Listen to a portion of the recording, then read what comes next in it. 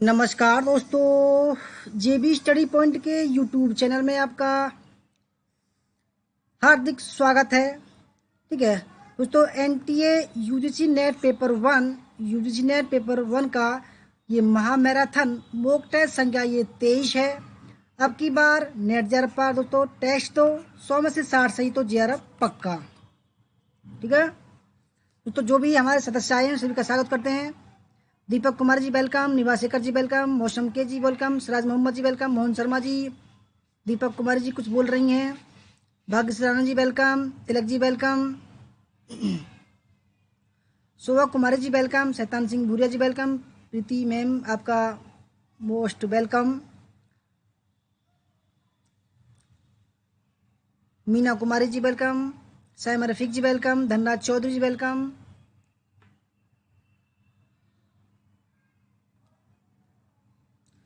Sunita Kumari ji welcome, Dhanraj Chaudhary जी, राहुल जयदेव जी welcome और history Gyan ji welcome.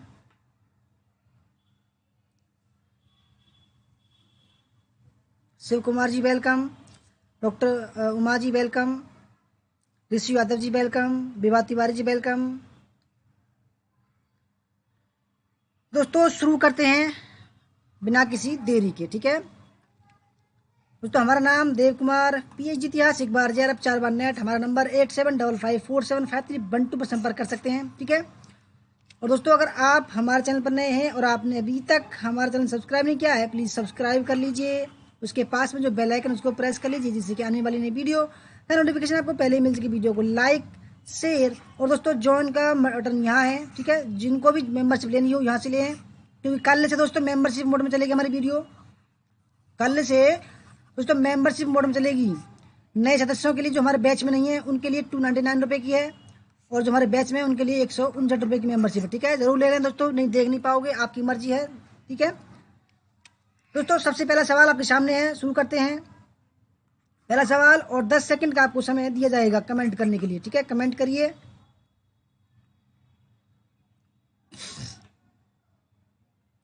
तो शुरू करते हैं दोस्तों। ठीक है, और आ जाइए।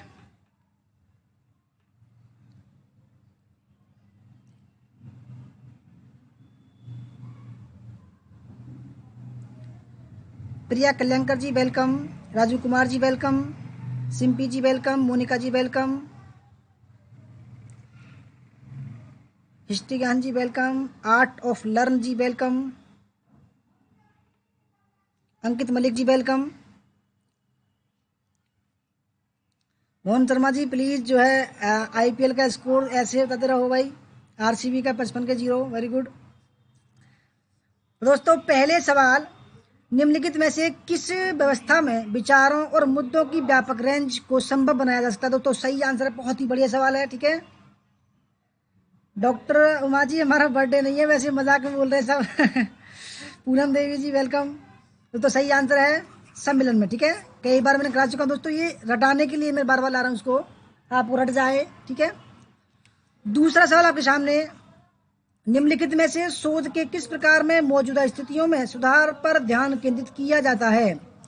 पहला, प्रायोगिक शोध, मौलिक शोध, बेहद या एप्लाइड शोध, या एक्शन रिसर्च, या क्रियात्मक शोध। ठीक है, निम्नलिखित में से शोध के किस प्रकार में मौजूदा स्थितियों में सुधार पर ध्यान केंद्रित किया जाता है?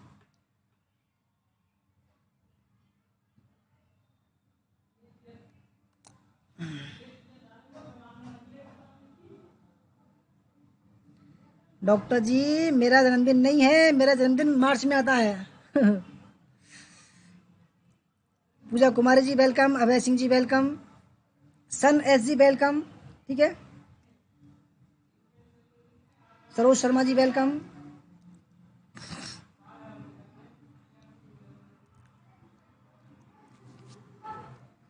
तो दोस्तों सही आंसर दूसरे सवाल का ऑप्शन नंबर डी, क्रियात्मक शोध। तीसरा सवाल आपके सामने, निम्नलिखित में से कौन सी प्रदूषक गैस प्राकृतिक रूप से और औद्योगिक गतिविधि के परिणाम स्वरूप दोनों से उत्पन्न नहीं होती है? पहला, carbon dioxide, chlorofluorocarbon, nitrous oxide और मीथेन।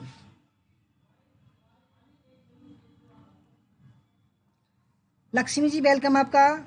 दोस्तों आप बिल्कुल अपने आप केवल आंसर का टाइप करेंगे, कुछ भी टाइप मत करो, ठीक है, कुछ भी टाइप मत करो आप, बिल्कुल भी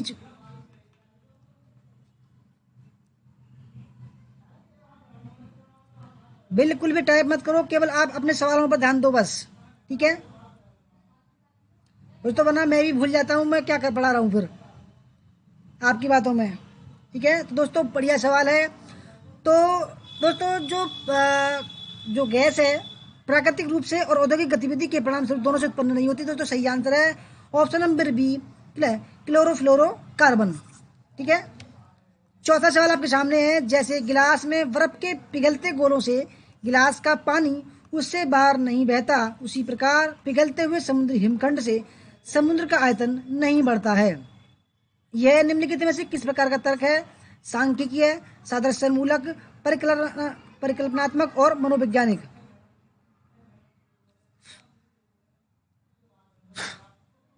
बढ़िया मोहन जी, ऐसे ही 60 पे 0।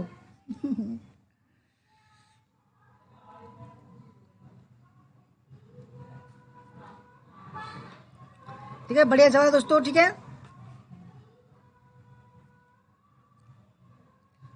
दोस्तों सही आंसर है ऑप्शन नंबर चौथे का बी, सादृश्य मूलक, ठीक है, सादृश्य मूलक। पांचवा सवाल आपके सामने, निम्नलिखित में से कौन एक ओजोन का अवक्षय करने वाले पदार्थों के प्रयोग पर नियंत्रण करने और उन्हें चरणबद्ध रूप से प्रयोग वह करने, फेजिंग आउट के मुद्दे से संबंधित है, ठीक है।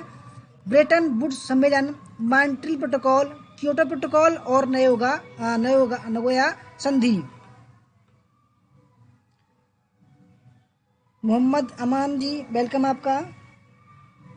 सुमन जी वेलकम।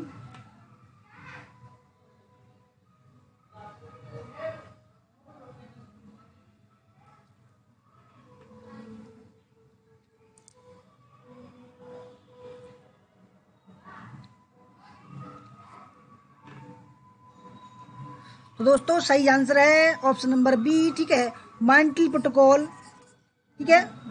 दोस्तों ओजोन का अपक्षय करने वाले पदार्थों पर नियंत्रण करता है, ठीक है, इसलिए जो है इस सम्मेलन को संधि को लागू किया गया था। छठा सवाल आपके सामने, निम्नलिखित में से कहाँ सदाबहार वन पाए जाते हैं? मालवा पठार, पूर्वी घाट, पश्चिमी घाट और छोटा नागपुर पठार।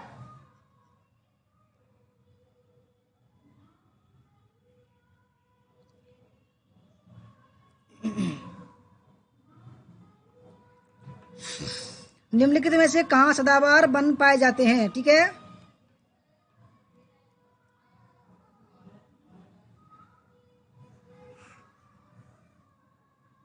दोस्तों ये भारत का नक्शा है, ठीक है, यहाँ विंध्याचल पर्वत है, ठीक है, और दोस्तों यहाँ जो है वो ये जो है पश्चिमी घाट है और ये पूर्वी घाट है, ठीक है।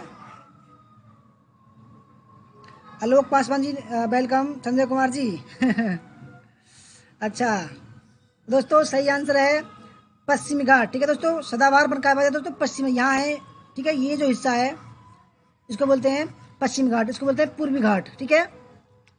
सातवां सवाल, निम्नलिखित गैसों में से कौन सी एक ग्रीन हाउस गैस नहीं है? ग्रीन हाउस गैस नहीं दोस्तों, ठीक है, carbon dioxide, methane, nitrogen oxide और नाइट्रस ऑक्साइड और ऑक्सीजन, ठीक है।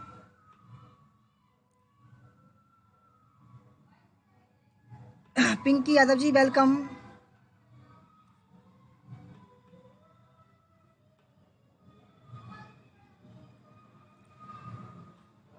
हिमांशु शर्मा जी वेलकम।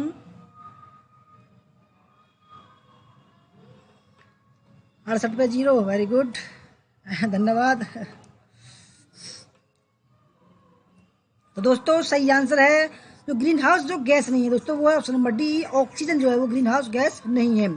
आठवां सवाल आपके सामने, पृथ्वी शिखर सम्मेलन का आयोजन किया गया था काहिरा में, रियो में, डरबन में या क्योटो में, ठीक है। मीना कुमारी जी वेलकम। दोस्तों जिन्होंने अभी मेंबरशिप नहीं ली है प्लीज ले लीजिए, आज हमारा और जो मेंबरशिप नहीं है उनका लास्ट दिन है, ठीक है। उसके बाद एग्जाम तक दोस्तों आपको कोई भी वीडियो नहीं मिलेगी, केवल मेंबरशिप मोड में चलाई जाएगी वीडियो आज के बाद, हिस्ट्री की और पेपर फर्स्ट की भी, ठीक है। जिन्होंने नहीं ली है वो ले लीजिए, अगर आपको लगता हो तो कि हमारा कंटेंट अच्छा है, ठीक है। तो दोस्तों 8वें सवाल का जो सही आंसर है वो है option number B, Rio de Janeiro. दोस्तों ये पड़ता है ब्राजील में, ठीक है। और पहला पृथ्वी शिखर सम्मेलन हुआ था 1992 में, ठीक है, रियो डी जेनेरियो में।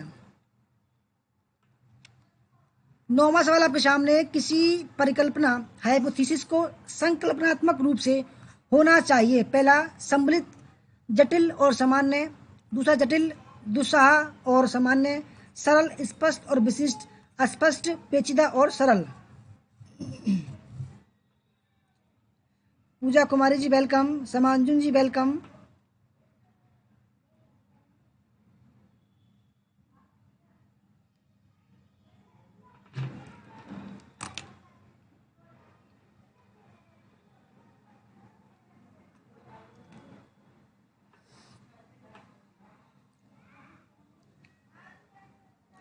दोस्तों 9वें सवाल का सही आंसर है ऑप्शन नंबर सी, सरल, स्पष्ट और विशिष्ट होना चाहिए, ठीक है, हाइपोथेसिस को।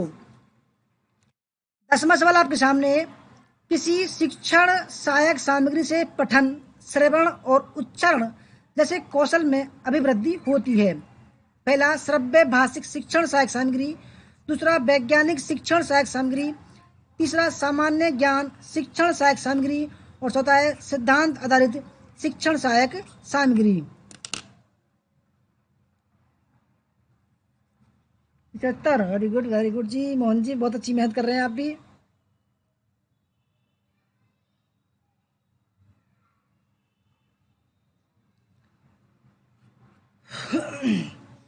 तो दोस्तों सही आंसर है ऑप्शन नंबर फर्स्ट, ठीक है, श्रव्य भाषिक शिक्षण सहायक सामग्री। 11वां सवाल आपके सामने, 11वां, नीचे अधिगम की कुछ विशेषताएं सूचीबद्ध की गई हैं, इनमें से प्रभावी शिक्षण में सहायक तत्वों को पहचानिए। पहला अधिगमकर्ताओं का अध्यापक के प्रति सम्मान, दूसरा अधिगमकर्ताओं की मानसिक योग्यता का स्तर, तीसरा अधिगमकर्ताओं का पूर्व अनुभव, चौथा अधिगमकर्ताओं की अध्ययन में अभिरुचि का स्तर, पांचवा अधिगमकर्ताओं के अंत व्यक्तिक संबंध का स्तर और छठा अधिगमकर्ताओं का समाज के बारे में दृष्टिकोण क्या है।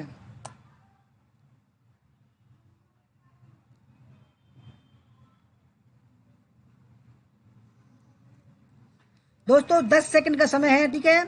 कल से हमारी वीडियो आप मैं बता दूं, बार बार बताऊंगा कि मेंबरशिप मोड में आएगी, ठीक है, मेंबरशिप मोड में ओनली, क्योंकि हमारे ग्रुप के जो मेंबर हैं, देखो जिन्होंने ग्रीन लोगो ले रखा है उन्होंने मेंबरशिप ले रखी है, ठीक है।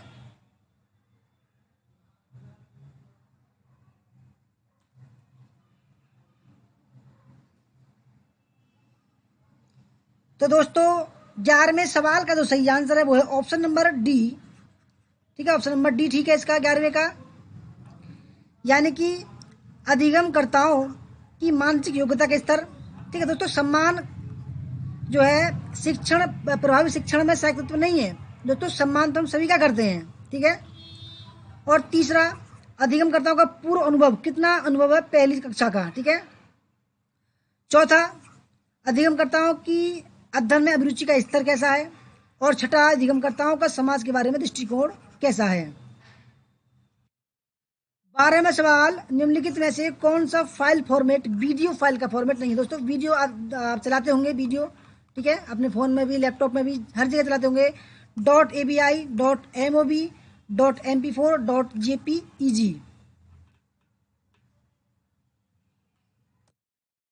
दोस्तों जिन्होंने मेंबरशिप नहीं ली है कोई नहीं देख पाएगा, ठीक है।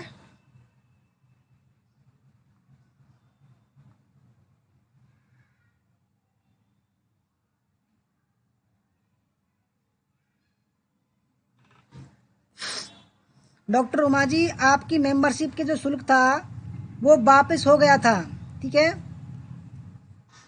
वो वापस हो गया है, आप देख सकते हैं। दोस्तों सही आंसर है ऑप्शन नंबर डी, .jpg, क्योंकि दोस्तों देखो डॉट AVI नहीं है वीडियो फाइल में, ये ऑडियो है। डॉट MOV ऑडियो और MP4 भी ऑडियो और MP3 भी दोस्तों, MP3 भी जो है ऑडियो फॉर्मेट। ये क्या होता है दोस्तों, ये फोटो वगैरह जो होते हैं, पिक वगैरह, वो उसका फॉर्मेट है ये। 13वां सवाल आपके सामने, निरंतर आधार पर तथ्यात्मक जानकारी एकल करने के लिए आवश्यक अनुसंधान डिजाइन को वर्गीकृत किया गया है। पहला अनुदैर्ध्य डिजाइन, अनुदैर्ध्य अध्ययन डिजाइन, पूर्व और बाद अध्ययन डिजाइन, क्रॉस सेक्शनल अध्ययन, और चौथा डबल कंट्रोल अध्ययन डिजाइन। डॉक्टर उमा जी आप दोबारा जो है ले लीजिए, ठीक है। 169 रुपये की लेनी पड़ेगी आपको, क्योंकि आप हमारे बैच में हैं। जो हमारे बैच में है उनको लिए 169 रुपये की है, और जो हमारे बैच में नहीं है उनके लिए 299 रुपये की है, ठीक है।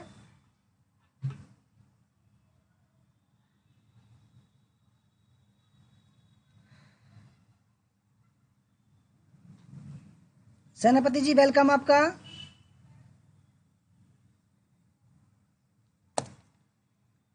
प्रियंका खंडेलवाल जी फ्री कुछ नहीं होगा, ठीक है। फ्री में हमको कुछ नहीं मिल रहा, ठीक है, सिवाय बदनामी के।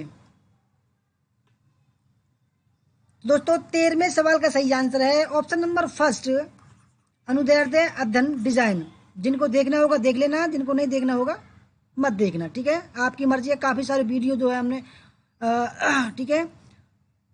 क्योंकि दोस्तों मेरा तो गला भी बैठ गया बोलते बोलते, भाई फीडबैक दो, और लाइक भी नहीं करते, डिसलाइक भी करते हैं। बताओ क्या फ़ायदा है, हम अपना समय खराब कर रहे हैं आपके लिए। आप बताओ कुछ भी नहीं कर सकते हमारे लिए, तो बेकार है। तो मैंने दोस्तों ठान लिया कल से मेंबरशिप मोड में आएगी, ठीक है।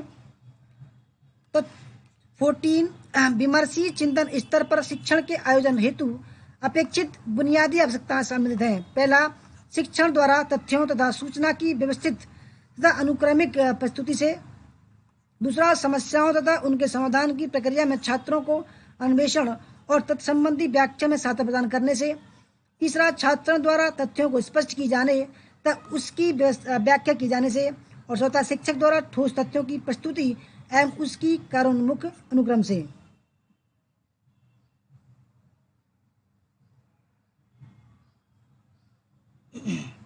अफरोज जी वेलकम।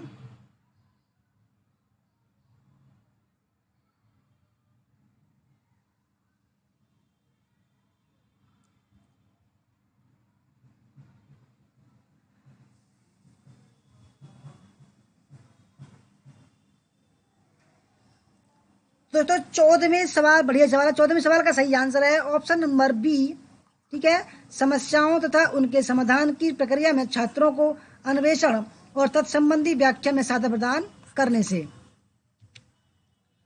15वें सवाल, ज्ञान के साधन के रूप में अनुपस्थिति के संदर्भ में कौन सा सही है। पहला, मुझे मेज पर रखे घट का ज्ञान नहीं हो रहा इसलिए यह वहां पर नहीं है।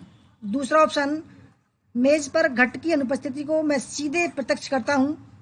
तीसरा, चूंकि मुझे घट वहां नहीं मिला इसलिए मेज पर घट की अनुपस्थिति का मैं अनुपात लगाता हूँ। और चौथा, मैं मेज पर रखे घट की अनुपस्थिति के विषय में जानता हूँ क्योंकि दूसरी अनुपस्थिति में इसकी समरूपता जानता हूँ।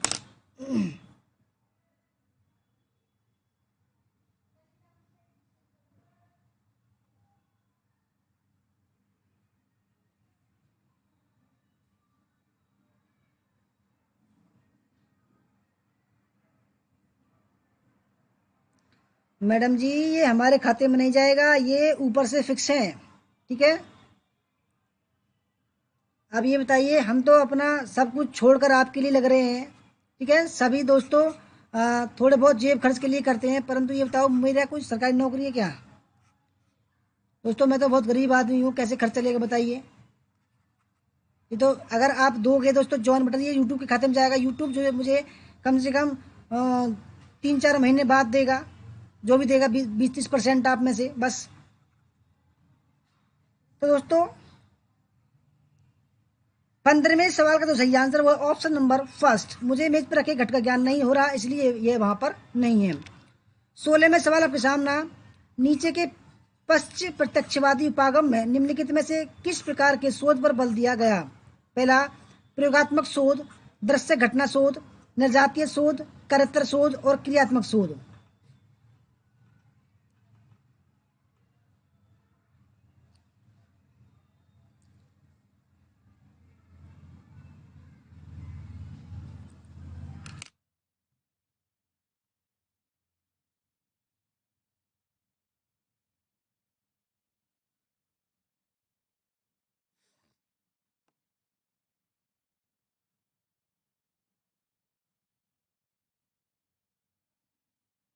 दोस्तों 10 सेकंड का आपको समय दिया जा रहा है, केवल 10 सेकंड का समय, ठीक है। तो 16वें सवाल का जो सही आंसर है वो है ऑप्शन नंबर सी, ठीक है। दृश्य घटना शोध, निर्जातीय शोध और क्रियात्मक शोध, ठीक है। 17वें सवाल का सही 17वां सवाल है कक्षा संप्रेषण के आदर्श प्रस्तुति में शामिल होता है टेलीफोन, ईमेल, ग्राफिक्स और स्क्रिप्टिंग।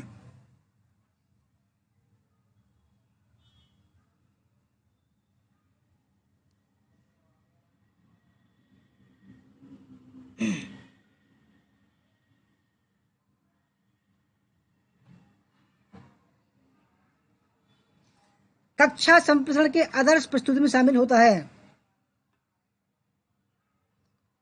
दोस्तों सही आंसर है ऑप्शन नंबर सी, ग्राफिक्स, ठीक है, ग्राफिक्स। 18वां सवाल आपके सामने है निम्नलिखित में से कौन सा अच्छी शोध नैतिकता की श्रेणी से संबंध है। पहला, संपादकों को बताए बगैर एक ही शोध पत्र को 2 शोध पत्रिकाओं में प्रकाशित करना। दूसरा, साहित्य की समीक्षा करना जिसमें संगत क्षेत्र के अन्य व्यक्तियों या प्रासंगिक पूर्व कार्यों का योगदान हो। तीसरा, किसी शोध पत्र में अपने तर्कों पर चर्चा किए बिना ही आंकड़ों से रूपरेखा को व्यवस्थित करना।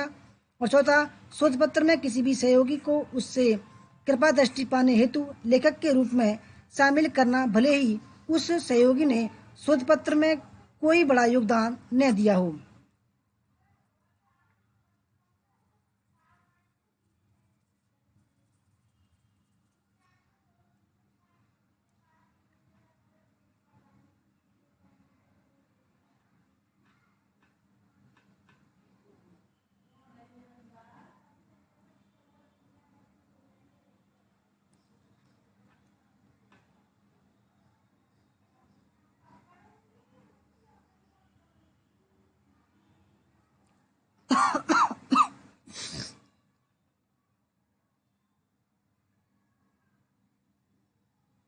चंद्र प्रकाश जी वेलकम। आपने जो है हमारे बैच वाली मेंबरशिप ले ली है, परंतु आप हमारे बैच में तो है ही नहीं।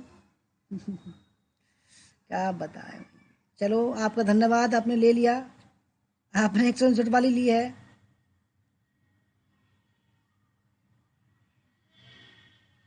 तो दोस्तों 18वें सवाल का सही आंसर है ऑप्शन नंबर बी, साहित्य की समीक्षा करना जिससे संगत क्षेत्र के अन्य व्यक्तियों या प्रासंगिक पूर्व कार्यों का योगदान हो, ठीक है। और 19वां सवाल आपके सामने, सेट फर्स्ट को सेट सेकंड से मिलाना है। सेट फर्स्ट में web browser, word processor, spreadsheet, web authoring, ठीक है। सेकंड में लिखित दस्तावेज बनाना, वेब पृष्ठों को बनाना और एडिट करना। तीसरा, वेब साइट्स के साथ जुड़ना तथा वेब पृष्ठों को प्रदर्शित करना। और चौथा, संख्यात्मक आंकड़ों का विश्लेषण तथा संक्षेपण।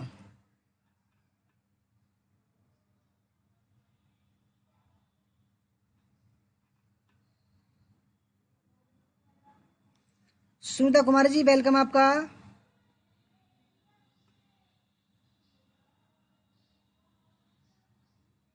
चंदन प्रकाश जी वेलकम वेलकम। तो दोस्तों बढ़िया सवाल है 19वें का, ठीक है। जल्दी जल्दी कमेंट करते रहिए।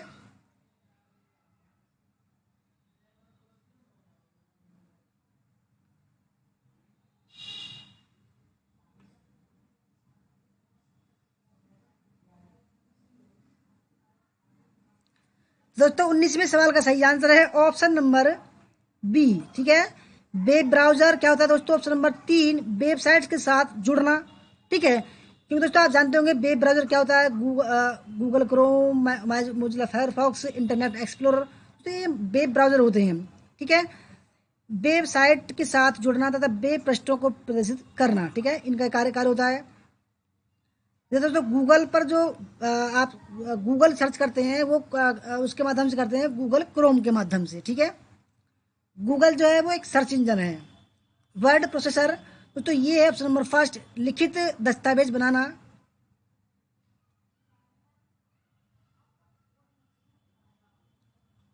ठीक है। दोस्तों आप जानते होंगे वर्ड, ठीक है, MS वर्ड वगैरह जो होता है। स्प्रेडशीट ऑप्शन नंबर 4, संख्यात्मक आंकड़ों का विश्लेषण तथा संक्षेपण। और वेब ऑथरिंग दोस्तों ऑप्शन नंबर 2 वेब प्रश्नों को बनाना और तथा एडिट करना। 20वां सवाल आपके सामने, वैज्ञानिक शोध में 4 प्रमुख संक्रियाएं हैं।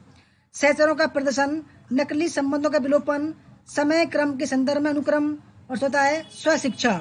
और 5वां व्यक्तिक चयन का प्रचलन, और छठा है सैद्धांतिकरण। ठीक है,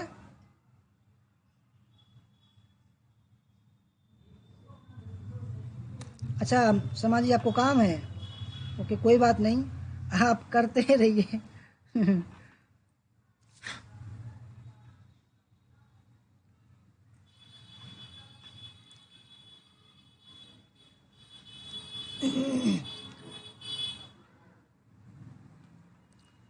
दोस्तों बढ़िया सवाल है, वैज्ञानिक शोध में 4 प्रमुख संक्रियाएं हैं। ठीक है,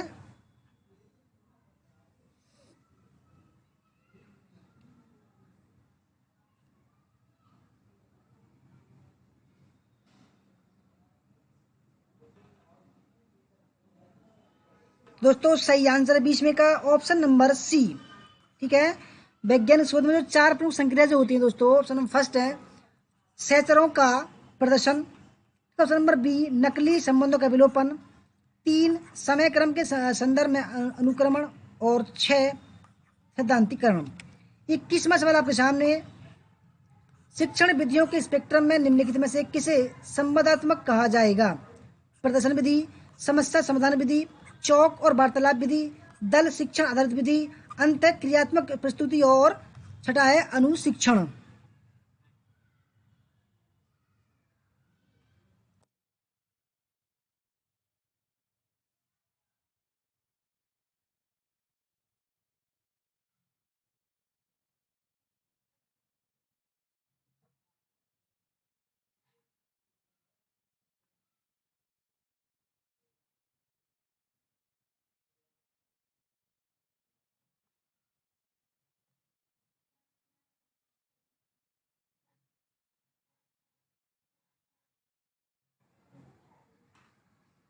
दोस्तों हमने देखा है आजकल जो बड़े बड़े यूट्यूब चैनल हैं वो लाइव क्लास ला रहे हैं। ठीक है, क्योंकि उनकी कोचिंग खुद की है, और एक ही टॉपिक को दोस्तों, एक ही टॉपिक को कम से कम 1.5 घंटा में समझाते हैं वो एक ही टॉपिक को। और दोस्तों मैं ये बेफालतू का काम नहीं करता।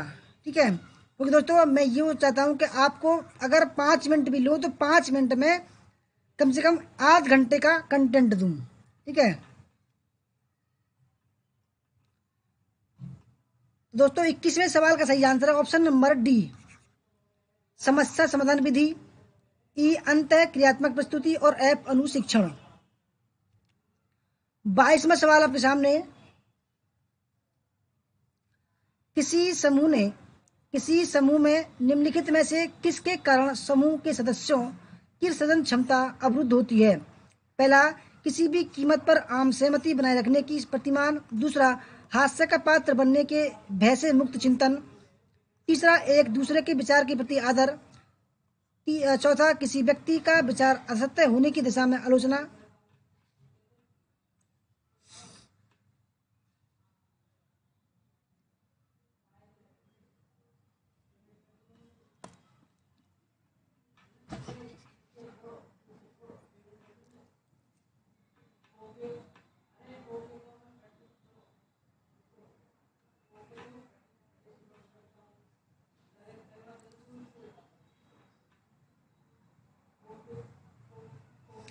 तो दोस्तों 22वें सवाल का सही आंसर है ऑप्शन नंबर डी। ठीक है, यानी कि डी किसी व्यक्ति का विचार असत्य होने की दिशा में आलोचना, और ऑप्शन नंबर ए किसी भी कीमत पर आम सहमति बनाए रखने की प्रतिमान। 23वां सवाल आपके सामने, किसी शोध रिपोर्ट में शामिल होते हैं। पहला, वित्तीय लेखे, प्रारंभिक भाग।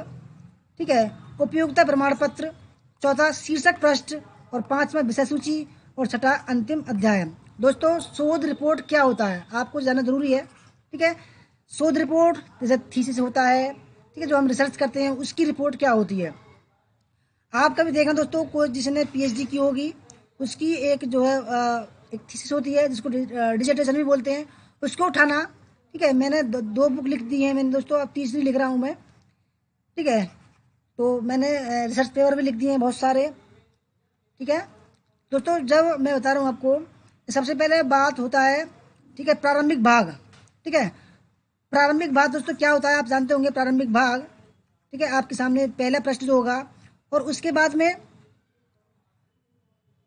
ठीक है, और वो सबसे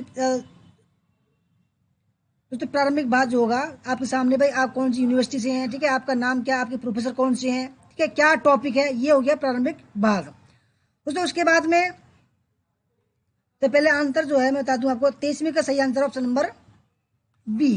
ठीक है, और दोस्तों शीर्षक पृष्ठ, ठीक है, शीर्षक पृष्ठ दोस्तों यही होता है। ठीक है, शीर्षक क्या है भाई, उसका शीर्षक क्या है, प्रारंभिक भाग जो है। ठीक है, जैसे आप जो है सबसे पहले जो है आप सबसे जो ऊपर वाला जो भाग होता है तो उसको बोलते हैं शीर्षक पृष्ठ। उसके बाद में जैसे ही आप उसको पलटेंगे, उसके बाद में देखो सुपरवाइजर का सर्टिफिकेट होता है। ठीक है, आप और जो भूमिका वगैरह, प्राक्कलन वगैरह, ठीक है, वो वगैरह जो है वो प्रारंभिक भाग में आती हैं। ठीक है, उसके बाद में विषय सूची। ठीक है, आप जानते हो तो विषय सूची, उसके बाद में जो विषय सूची आती है भाई, प्रथम अध्याय का नाम क्या है, दूसरा अध्याय का नाम क्या है, तीसरा अध्याय का नाम क्या है, ये जो है आती है। और दोस्तों उसके बाद में क्या आता है, धड़, यानी कि जो बीच का, यानी कि जो भाई प्रस्तावना, जो चैप्टर होंगे, चैप्टर की डिटेल होगी। ठीक है, उसको बोलते हैं मुख्य भाग। ठीक है, और दोस्तों अंतिम अध्याय, यानी कि जो अंतिम अध्याय निष्कर्ष वगैरह होता है। ठीक है, उसके बाद में होती है ग्रंथ सूची, रेफरेंस होते हैं दोस्तों। ठीक है, मुझे पूरी जानकारी ऐसी बात नहीं है रिसर्च के बारे में, क्योंकि मैं खुद कर रहा हूँ, 3 किताब मैंने लिख दी है। ठीक है दोस्तों, सही आंसर हो जाएगा इसका ऑप्शन नंबर बी। दोस्तों मैं जो बताऊंगा आपको अपने अनुभव के आधार पर बताऊंगा। ठीक है, मैंने जो खुद मैंने किया है। 24वां सवाल आपके सामने, लोकसभा के संबंध में निम्नलिखित में से कौन से कथन सही हैं। पहला, संविधान में लोकसभा के सदस्यों की संख्या की सीमा तय की गई है। दूसरा, संसदीय निर्वाचन क्षेत्रों के सीमा और आकार निर्वाचन आयोग द्वारा निर्धारित की जाते हैं।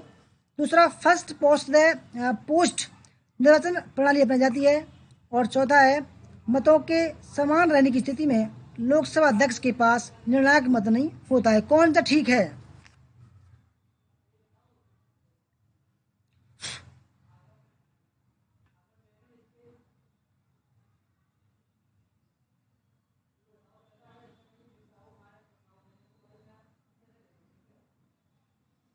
मैम इंडेक्स भी तो देखो इंडेक्स जो है अलग चीज होती है। इंडेक्स को बोलते हैं परिशिष्ट। ठीक है, परिशिष्ट बोलते हैं इंडेक्स को, जो है रेफरेंस के पहले आता है वो चीज। डॉक्टर उमा जी ने भी पीएचडी की है, अब इनसे पूछ लेते हैं भाई।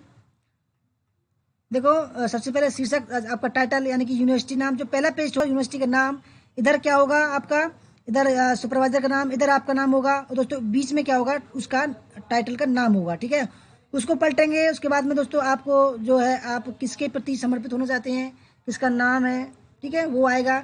उसके बाद में सुपरवाइजर का सर्टिफिकेट आएगा। ऐसे करके जो है चलते हैं वो। रश्मि रोशनी तंवर जी वेलकम, राहुल जलदेव जी वेलकम। ठीक है, 8 बजे है रश्मि जी। ठीक है, 8 बजे। तो दोस्तों 24वें सवाल का तो सही आंसर है ऑप्शन नंबर डी दोस्तों, क्योंकि लोकसभा, ठीक है दोस्तों, संसद के 3 पार्ट होते हैं। ठीक है, संसद होगा ये, उसके लोकसभा, दूसरा है राज्यसभा।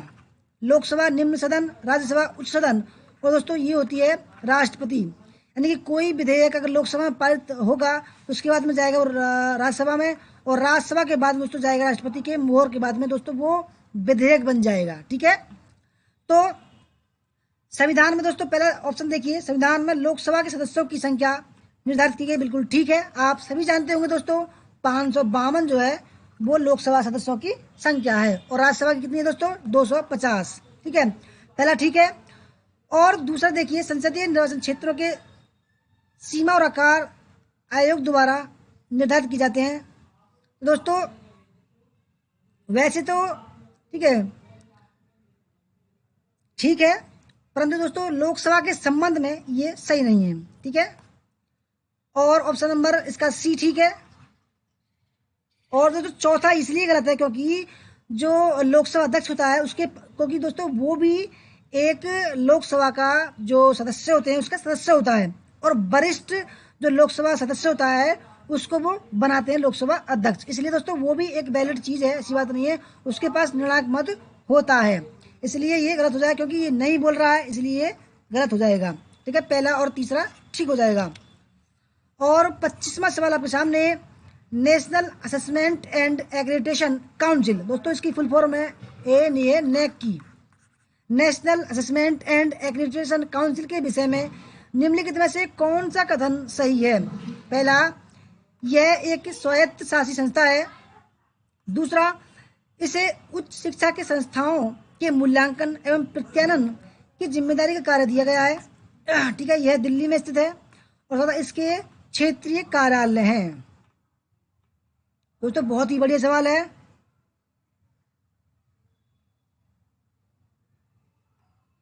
हिस्ट्री ज्ञान जी कह रहे हैं हमने भी बुक लिखी है। ओके, गुड गुड, बढ़िया बात है जी, बढ़िया बात है।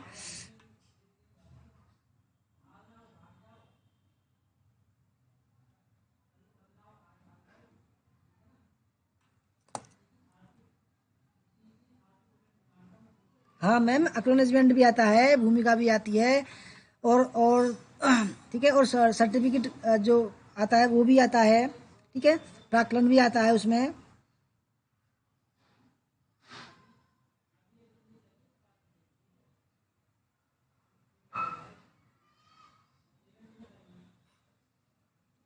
तो दोस्तों 25वें सवाल देखो दोस्तों, जो नेक की टीम होती है, ठीक है, आप भी जो है आपका जो कॉलेज होगा तो उसमें जो उसको जो ग्रेड मिले होगा, A grade, B grade, C grade, ठीक है, तो वो क्या कर देती है, वो नेक की टीम देती है। ठीक है, नेक की टीम है तो वो क्या है, वो एक स्वायत्त शासी संस्था है। ठीक है, पहला ठीक है इसका। और दूसरा ठीक है दोस्तों, उच्च शिक्षा के संस्थाओं जैसे आपका कॉलेज हुआ, यूनिवर्सिटी हुआ, उसमें मूल्यांकन करती है और प्रत्यायन की जिम्मेदारी कार्य दिया गया है।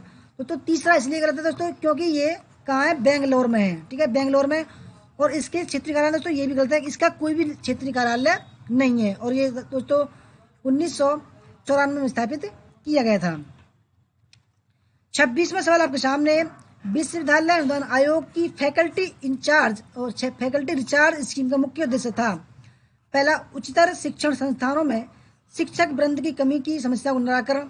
दूसरा, शिक्षकों के शिक्षण कौशल का स्तरोन्नयन। तीसरा, महाविद्यालयों और विश्वविद्यालयों में शिक्षक वृंद के लिए शोध अवसंरचना का स्तरोन्नयन। और चौथा, शिक्षा जगत उद्योग के मध्य संपर्क को सुदृढ़ करना।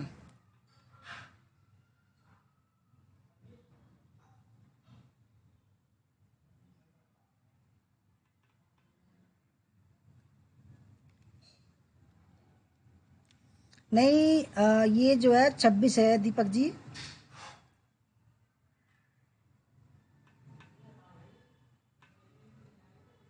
26 है, क्योंकि तो आप देख सकते हैं ये 29 है। ठीक है, ये जो है 29 दिखाई दे रहा होगा आपको, ये इससे 3 पीछे रहता है हमारा ये सिस्टम। ठीक है,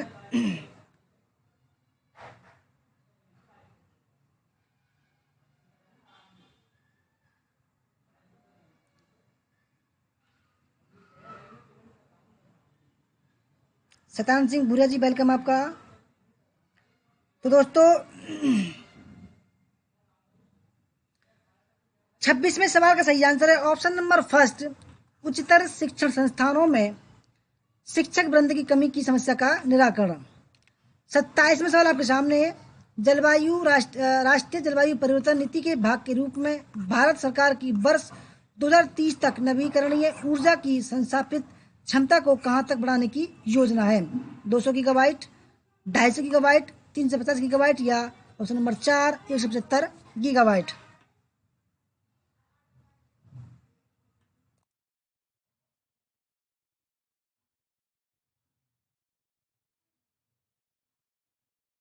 दोस्तों जिन्होंने जिन्होंने भी अभी तक हमारी मेंबरशिप नहीं लिया दोस्तों, प्लीज ले लीजिए, वरना कल से मेंबरशिप मोड में चलेगी वीडियो। ठीक है, मैं बार बार बताऊंगा, आप ये ना कहें कि बताया नहीं था। ठीक है, कल से मेंबरशिप मोड में चलेगी वीडियो, अगर किसी को लेनी है तो ले लेना। ठीक है, चाहे चलो आप 159 की ले लेना, पर आपको जो है 159 की ले लेना, चलो आप। ठीक है, पीडीएफ नहीं दी जाएगी आपको, बस इतना है।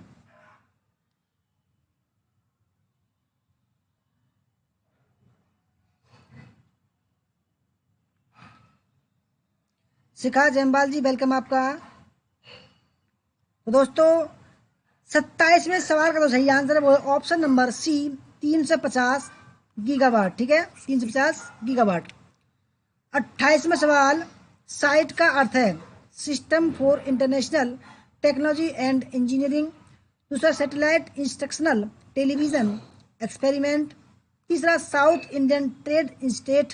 चौथा state institute of technology and engineering. Anita Rana ji welcome आपका।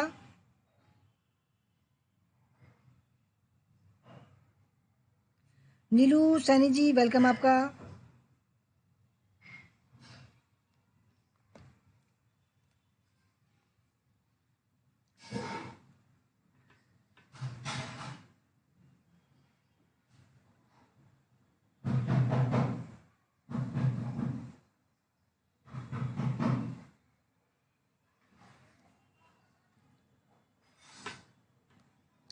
दोस्तों साइट का जो अर्थ है वो option number B, satellite instructional television experiment.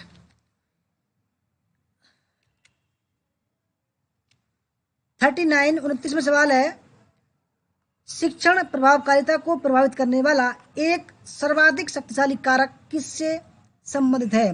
पहला, देश की सामाजिक व्यवस्था से, समाज की आर्थिक स्थिति से, विद्यमान राजनीतिक व्यवस्था से, और चौथा है शैक्षणिक व्यवस्था से।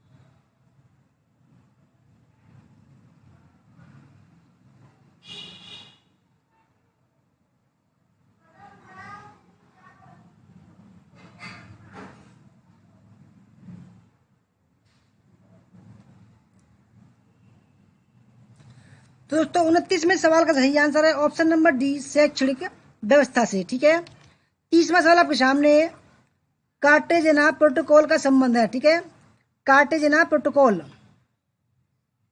कार्टेजना प्रोटोकॉल पहला जैव सुरक्षा से और प्रदूषण से, ओजोन क्षरण से, या ऑप्शन नंबर 4 जलवायु परिवर्तन से।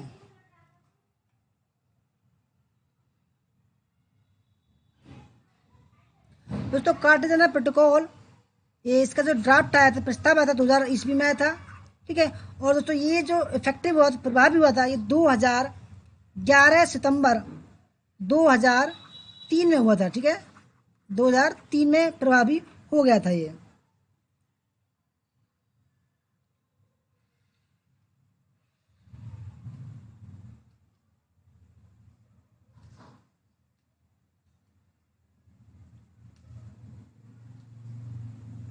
तो दोस्तों सही आंसर है 30वें का ऑप्शन नंबर फर्स्ट, जैव सुरक्षा समझौते से। 31 कार्यशाला का उद्देश्य किसके लिए होता है? पहला व्यवहारिक अनुभव, विद्वतापूर्ण व्याख्यान सुनना, अंतक्रिया के साथ अधिगम, और चौथा अपने स्वयं के कार्य पर विद्वतापूर्ण चर्चा करना।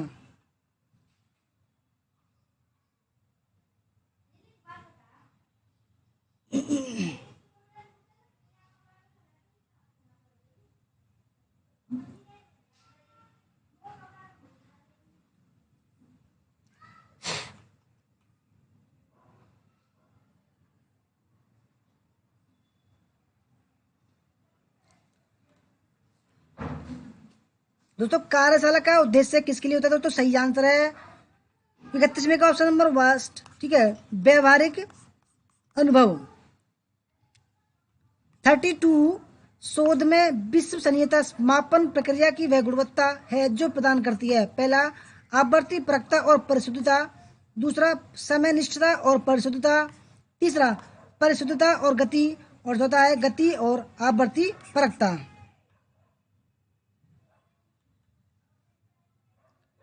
दोस्तों मैं बार बार बताऊंगा आपको, कल से मेंबरशिप मोड में आएगी वीडियो, ठीक है। जो मेंबरशिप लेंगे केवल उनके लिए वीडियो चलेगी, ठीक है। संजू वर्मा जी वेलकम, करण पाड़िया जी वेलकम, प्रियंका सिंह जी वेलकम।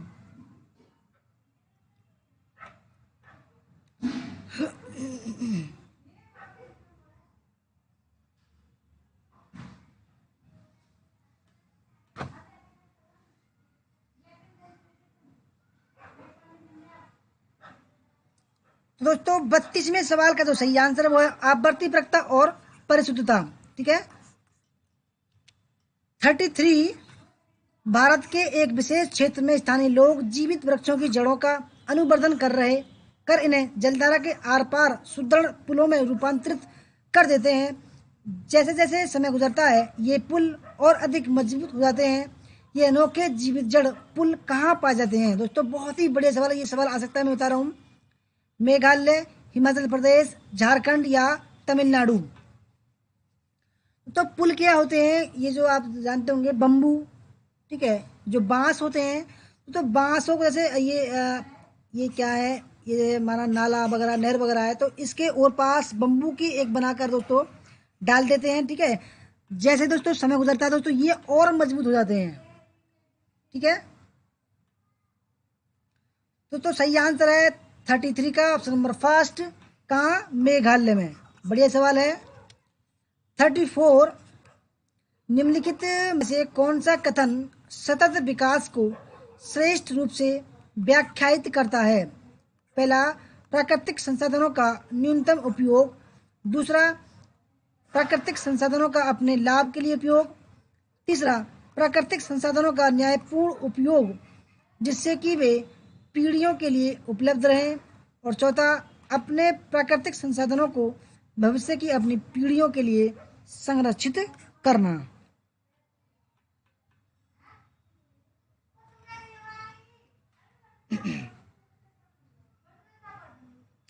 शेखावत जी वेलकम आपका।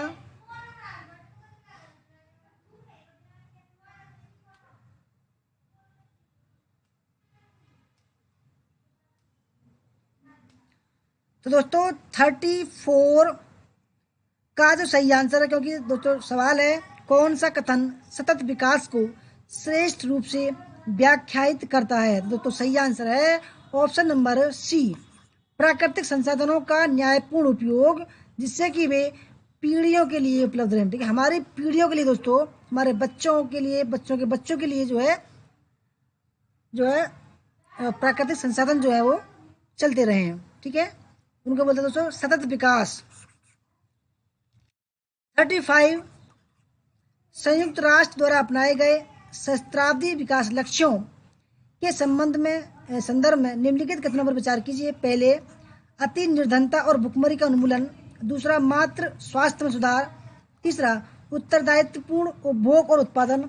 और चौथा है बाल मृत्यु दर को कम करना।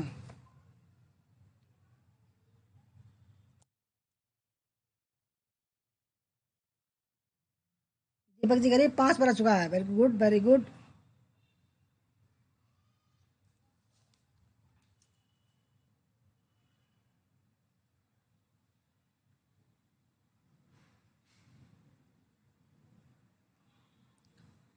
तो दोस्तों 35 बढ़िया सवाल है। 35 का जो सही आंसर है, क्योंकि संयुक्त राष्ट्र द्वारा अपनाए गए सहस्त्राब्दी विकास लक्ष्यों के संदर्भ में तो कौन कौन से ऑप्शन ठीक है दोस्तों? 35 का ऑप्शन नंबर सी, यानी कि दोस्तों अति निर्धनता और भुखमरी का उन्मूलन करना है, ठीक है। मातृ स्वास्थ्य में सुधार करना है। और ऑप्शन नंबर डी, बाल मृत्यु दर को कम करना है। 36, जलवायु परिवर्तन की समस्या के समाधान के लिए भारत सरकार के कितने राष्ट्रीय मिशन हैं? 6, 8, 12, 7। दोस्तों इनको मैं बार बार ला रहा हूँ, इसका मतलब ये है कि ये मोस्ट इम्पोर्टेंट हैं, ठीक है।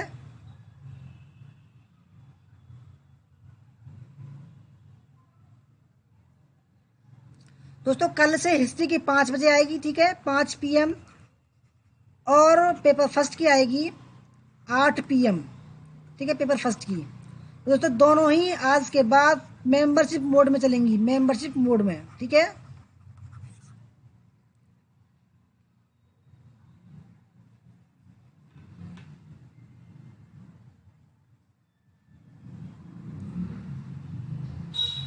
MDG,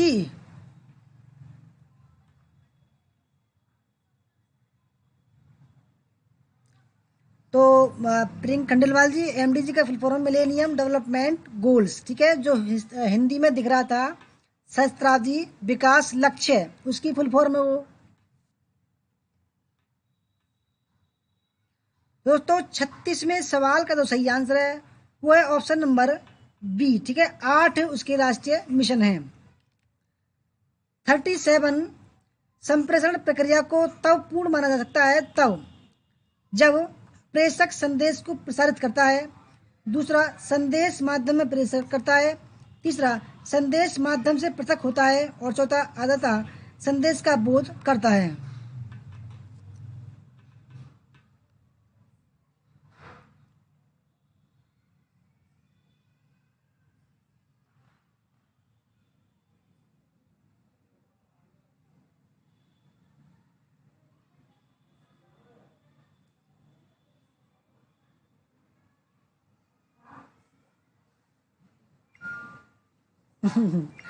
सायमा जी,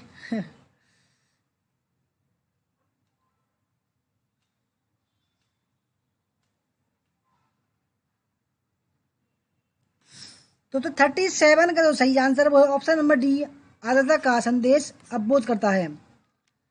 38, निम्नलिखित सूची में से उन प्रतिचयन विधियों की पहचान कीजिए जिन्हें असंभाव्यता प्रतिचयन पद्धति कहा जाता है। पहला, सामान्य यादृच्छिक प्रतिचयन, विमात्मक प्रतिचयन, स्नोबॉल प्रतिचयन, गुच्छ प्रतिचयन, कोटा प्रतिचयन और स्तरीकृत प्रतिचयन। दोस्तों प्रतिचयन का मतलब होता है सैंपलिंग।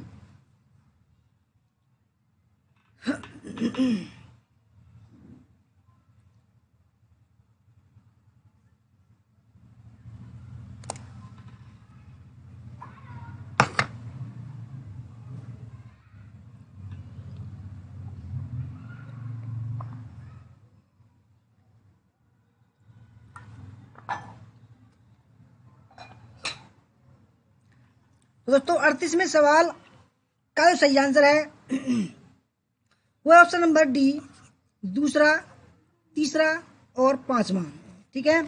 39, निम्नलिखित में से कौन सी अंतर व्यक्तिक संप्रेषण की एक विशेषता है? यह केंद्रित और अकेंद्रिता दोनों है, यह प्रतिभाग परक नहीं है, यह दार्शनिक है और यह लाक्षणिक है।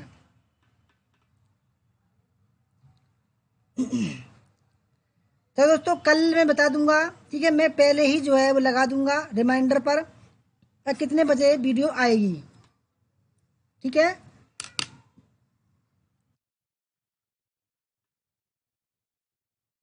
सायमा जी के बच्चे सो गए भाई, बड़ा दुख। चलो कोई ना, सॉल्यूशन ढूंढते हैं इस बात का भी।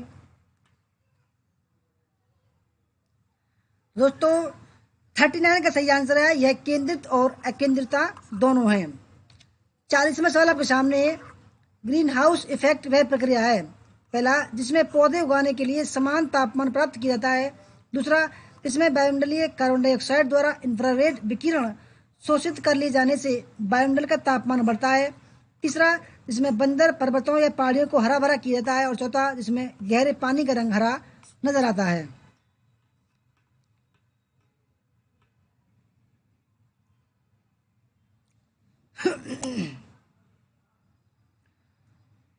ग्रीन हाउस इफेक्ट दोस्तों क्या है? दोस्तों 40 में का सही आंसर है ऑप्शन नंबर बी, जिसमें वायुमंडलीय कार्बन डाइऑक्साइड द्वारा इंफ्रारेड विकिरण शोषित कर लिए जाने से वायुमंडल का तापमान बढ़ता है।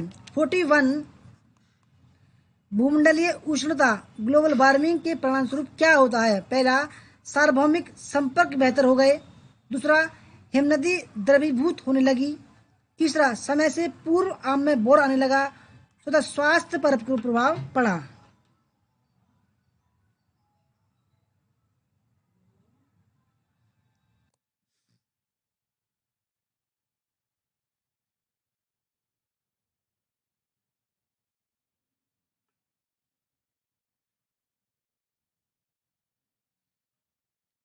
दोस्तों 41 का जो सही आंसर है वो है ऑप्शन नंबर बी, ठीक है, दूसरा ठीक है, तीसरा और चौथा ठीक है। 42, पेरिस समझौता या उद्देश्य है इस शताब्दी में तापमान को पूर्व औद्योगिकरण स्तर से कितना डिग्री सेल्सियस ऊपर सीमित करना है? 1 डिग्री, 2 डिग्री, 0.3 डिग्री या 3 डिग्री सेंटीग्रेड। मानव जय यादव जी वेलकम आपका। प्रजापति जी वेलकम।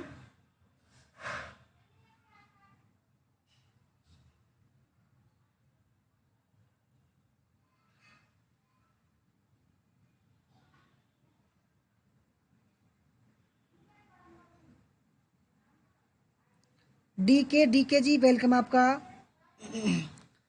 तो सही आंसर 42 का option number B, 2 degree centigrade तक सीमित करना है। 43, आधुनिक भारतीय विश्वविद्यालय की स्थापना किस वर्ष में हुई? 1957, 1857, 1947 या तो 1964। आधुनिक भारतीय विश्वविद्यालय की स्थापना किस वर्ष में हुई थी?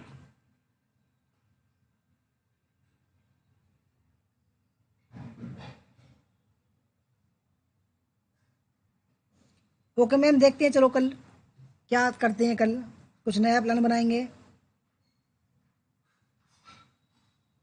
तो दोस्तों, आधुनिक भारतीय विश्वविद्यालय 1857 में जो है ठीक है, और जो 1854 का जो वुड डिस्पैच था उसकी प्रस्ताव पर सुझाव पर बनाए गए थे। ठीक है, कलकत्ता, बम्बई और मद्रास, याद रखना, कलकत्ता, बम्बई और मद्रास। 3, 44, किसी शिक्षक के लिए सुनना महत्वपूर्ण है ताकि वह, पहला ऑप्शन, अधिगमकर्ता की आवश्यकता पूरी कर सके, ज्ञान प्राप्त कर सके, अधिगमकर्ता को प्रसन्न रखा जा सके, और चौथा, अधिगमकर्ता द्वारा की गई प्रगति की मूल्यांकन कर सके। अमिता श्रीवास्तव जी वेलकम। दोस्तों मैं बार बार बता रहा हूँ आपको, कल से मेंबरशिप मोड में वीडियो आएगी। ठीक है, मेंबरशिप मोड में केवल जो मेंबरशिप लेंगे दोस्तों वही देख पाएंगे। अगर किसी को देखनी हो दोस्तों तो मेंबरशिप ले लीजिएगा, अदरवाइज दोस्तों किसी पर भी जोर जबरदस्ती नहीं है। ठीक है,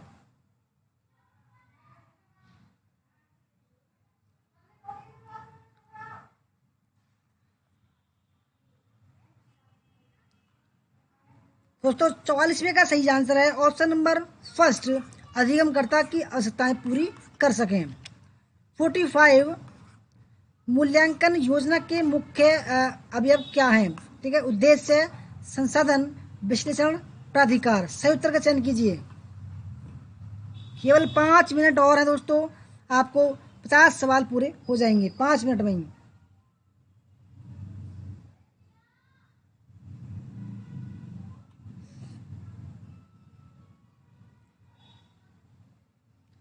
तो दोस्तों 5वें सवाल का जो सही आंसर है वो है ऑप्शन नंबर डी। ठीक है, उद्देश्य, संसाधन और विश्लेषण। 46, एक अच्छे संप्रेषणकर्ता को निम्नलिखित में से किस सिद्धांत का अनुसरण करना चाहिए? पहला, उसे संगठित रहना चाहिए। दूसरा, उसे दृश्य सामग्री के उपयोग से बचना चाहिए। तीसरा, उसे अधिनायकतावादी होना चाहिए। और चौथा, उसे माध्यम से सामंजस्य स्थापित करना चाहिए। और पांचवा, उसे कथनी कहने की विधा को वरीयता देनी चाहिए।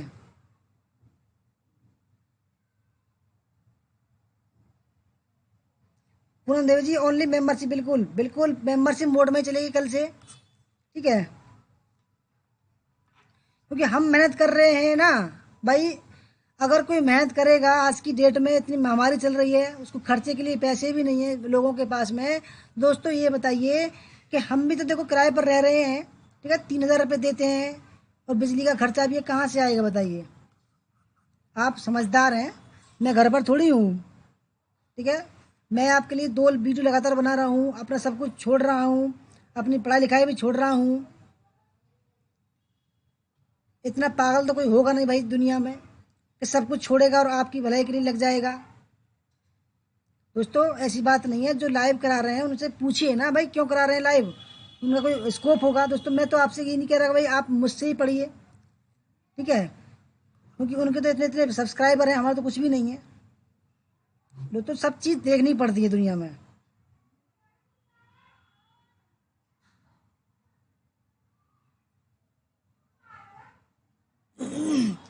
रोशनी तंवर जी, आपको 169 रुपये ही भारी पड़ रहे हैं, बताइए। ठीक है, चलो कोई नहीं। दोस्तों 46 का जो सही आंसर है वो है ऑप्शन नंबर डी। ठीक है, उसे संगठित रहना चाहिए। चौथा, उसे माध्यम से सामंजस्य स्थापित करना चाहिए। और ऑप्शन नंबर 5, उसे कहनी कहने की विधा को बढ़ा देनी चाहिए। 47, निम्नलिखित में से कौन सी संस्था समाज विज्ञान की सभी संस्थाओं की शोध गतिविधियों का समन्वय करती है, उनको बढ़ावा देती है और उनका वित्त पोषण करती है? पहला ICPR, IIAS, ICSSR और न्यूपा। अमिता जी, तो ज्वाइन का बटन जो आपको दिखाई दे रहा होगा वीडियो के पास में, ठीक है, ज्वाइन का बटन नीले कलर में, वहां से आप ले सकते हैं।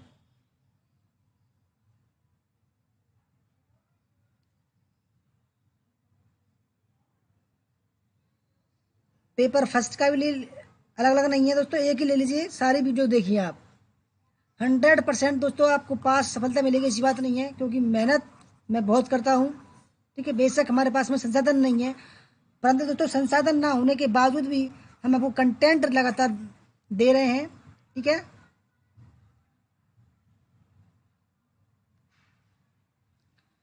दोस्तों 47 का जो सही आंसर है वो है ऑप्शन नंबर सी, IC। ठीक है, Indian council social science research, ये नई दिल्ली में है। ठीक है, 40 कितना हो गया, 48, 1 टेराबाइट मेमोरी किसके समान है? 1024 KB, 1024 × 1024 KB, 1024 × 1024 × 1024 KB, और ऑप्शन नंबर 4, 1024 × 1024 वाइट।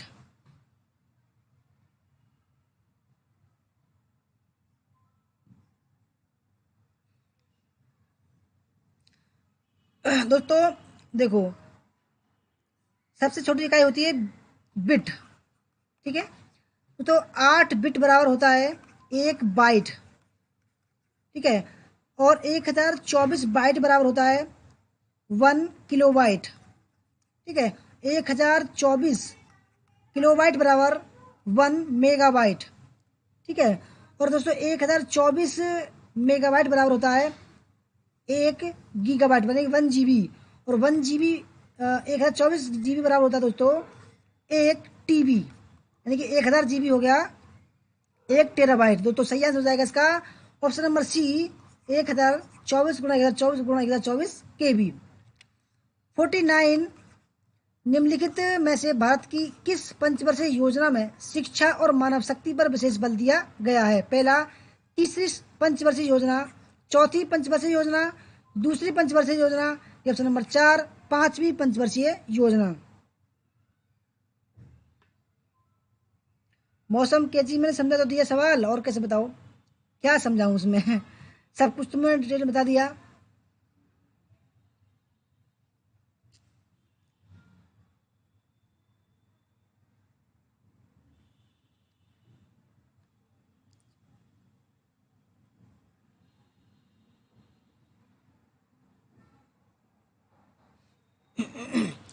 दोस्तों 49 का जो सही आंसर है ऑप्शन नंबर बी, चौथी पंचवर्षीय योजना। और 50वां सवाल, लास्ट सवाल हमारा दोस्तों। ठीक है, विचार प्रक्रिया ब्रेन स्टॉर्मिंग को एक विधि के रूप में किसके लिए प्रयुक्त किया जा सकता है? पहला, लीक से हटकर चिंतन, सुसंगत चिंतन, रुचि के क्षेत्र में नए विचारों को उत्पन्न करना, और नंबर 4, आलोचनात्मक चिंतन। दोस्तों मैं सोच रहा हूँ कि इन 2 वीडियो के अलावा मैं पेपर फर्स्ट की और भी वीडियो लाऊं, यानी कि लाइव क्लास होगी दोस्तों, वो होगी इन सवालों से अलग। ठीक है, कुछ ऐसे टॉपिक होते हैं जैसे आप समझ नहीं पाते हैं। ठीक है, ऐसे समय में आप समझ जाओगे तो अच्छा रहेगा। दोस्तों आज की हमारी इस वीडियो ये थी, और जिन्होंने मेंबरशिप नहीं ली दोस्तों, उनका और हमारे साथ केवल यहीं तक था। ठीक है, यहीं समाप्त होता है आपका और हमारा साथ, क्योंकि जो मेंबरशिप लेंगे उनको ही हम आज आगे दिखाएंगे। ठीक है, तो धन्यवाद जिन्होंने हमारी वीडियो देखी आज तक, और जो हमारे साथ जुड़ना चाहते हैं मेंबरशिप लेकर, उनका बहुत बहुत धन्यवाद। ठीक है दोस्तों, 50 में सवाल का सही answer option number first, leak से हटकर चिंतन। दोस्तों आपको हमारी वीडियो अच्छी लगी हो तो प्लीज़ लाइक कर देना, क्योंकि मैंने पहली बार लाइक के लिए बोला, मैंने कभी लाइक के लिए बोलता नहीं हूँ। शेयर कर देना, ठीक है। और हमारे चैनल JB स्टडी पॉइंट को तो सब्सक्राइब कर लेना, आपका फायदा होगा। और दोस्तों मेंबरशिप केवल चलो आप 159 की ले लेना, 299 की मत लेना, ठीक है। मैं आधे शुल्क कर दिया है, ले लेना, कोई बात नहीं। 18-20 दिन जो है आपके साथ सामने, ठीक है। दोस्तों आप 5 मिनट बाद में हमारे जैसे मैं वीडियो बंद करूं उसके 5 मिनट बाद में दोस्तों आप कमेंट बॉक्स में खुलेगा और फीडबैक ज़रूर देना, ठीक है। धन्यवाद दोस्तों, जय हिंद, जय भारत, वंदे मातरम। मिलते हैं कल मेंबरशिप मोड में, ठीक है। और जो पहले होगा, धन्यवाद, गुड नाइट दोस्तों।